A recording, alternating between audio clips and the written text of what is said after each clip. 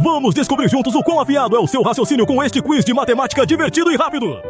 Primeira pergunta: quanto é 7 mais 5? Pense rápido e escolha a resposta certa entre as opções apresentadas aqui.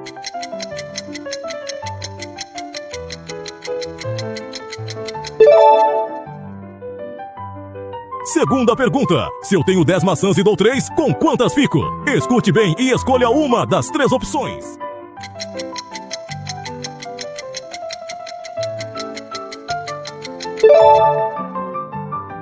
Agora a terceira pergunta: qual é o dobro de 6? Analise as opções e escolha a que corresponde ao dobro correto.